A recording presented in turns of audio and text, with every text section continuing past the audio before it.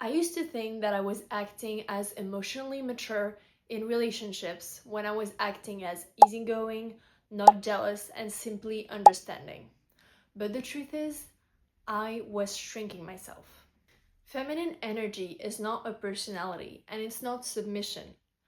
It's being receptive, responsive, emotionally open, and understanding. Letting your intuition show you what the right emotion is, what the right emotional response is. But the online definition has become something that it's not supposed to be, which is actually shrinking yourself, actually repressing your needs in order to be seen as soft, understanding, and easygoing. But the truth is, it's never about shrinking the way you feel. It's never about not saying when something bothers you. It's not about being quiet. This is not being in your feminine energy. You can be in your feminine energy, but still speak up when something's wrong. And it goes back to an old misconception that people used to have about women, which is that they should never speak out of line or be too much and just stay feminine and quiet and just be more digestible to people. But this is not what feminine energy is. A woman who wants to be in her feminine energy does not have to shrink herself. She's actually ready to expand who she is, whether it's emotionally, whether it's about her personality. She feels as though she is allowed to expand who she is without being afraid of taking up too much space. And this is actually just a response to validation, because you are validated when you are more accommodating, when you're being more easy. Let's say you're in a relationship and you don't speak up when something bothers you. Well, clearly it's more comfortable for the other person because they don't have to explain themselves. They don't have to apologize. They don't have to change their behavior when they're being rude, when they're being disrespectful, when they're doing bad things that make you feel small, that make you feel unloved. They don't have to change that because you're not saying anything about it. And some people frame that as feminine energy when it's not. You can be in your feminine energy but still call someone out for crossing a boundary, for being disrespectful to you, for being disrespectful to someone you care about. That is also being in your feminine energy. Because in the end, that behavior is not gonna make you feel more loved. It's simply just gonna remove the friction from the relationship. But sure, there's no friction, but it's not the real you. The other person is not interacting with who you really are. They're interacting with the censored version of you. And is that really who you want them to be in love with? For that, it's important to reframe and take a new angle. And next time something does bother you, say, that didn't sit right with me. That hurt my feeling. This felt disrespectful. And this is the first step, instead of just staying quiet and hoping it goes away, because it's just gonna keep coming back. If you don't call the person out for doing something, they're gonna do it again. Because they don't know. They either don't know or maybe they know. If they don't know that it hurt you, then they're gonna do it again, because how would they know?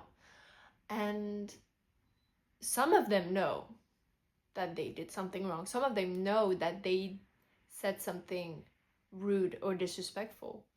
But until you say something, they're not gonna stop. And that is the danger of this misconception of feminine energy. And that is why I don't like people using that word left and right without really knowing what it means. Because if you use it wrong, it's gonna put you in a cage, and it's gonna make you think that you need to be someone you're not. It's gonna make you think that you cannot be the most amazing and unfiltered unapologetic version of yourself. Because you deserve to be. You deserve to be so freaking authentic. And you do not deserve to censor yourself. To be with someone that does not push you to be so yourself, just so that they can have more space for themselves. That's not love. The real person, the real people, whether it's romantic partner, whether it's friends, they will want you to be yourself. They will push you to be better every single day because they love you and they know your potential, but they still love you just as you are. And misinterpreting feminine energy is actually doing the opposite of that. It's making you shrink. It's limiting you to a box that isn't even really who you are. And you end up giving up on parts of yourself that you were never meant to trade in the first place. Everyone tells women not to be confrontational. But sometimes confrontation is necessary when you have to protect who you are, when you have to protect your feelings, your integrity, your values. This is something worth being confrontational for. And that's not the misconception about feminine energy that is making you think that speaking up is wrong. But it's never wrong. As long as you're not disrespectful, be confrontational when it matters. And I'm actually annoyed that so many people still see women in that way. That they have to be feminine in a way that puts men on a pedestal. Because in a lot of ways, that is what is being pushed forward. And I think that's wrong, because you can be feminine without putting men above you. And you can be feminine while protecting who you are. But you can also not be feminine if you don't want to, because there are no rules. And femininity is not a thing of women. It is a way of being. And pushing women into the box of feminine energy and associating it with your value is completely wrong, because your value is completely different from how society perceives you, because your value is what you bring into this world just as you are. And when society tries to shrink you and change you, you have to push back, because you are meant for so much more, and you are meant for something completely different than the next person. And that is the beauty of it. I hope you guys enjoyed this video. Don't hesitate to comment what you would like to hear more of on my channel.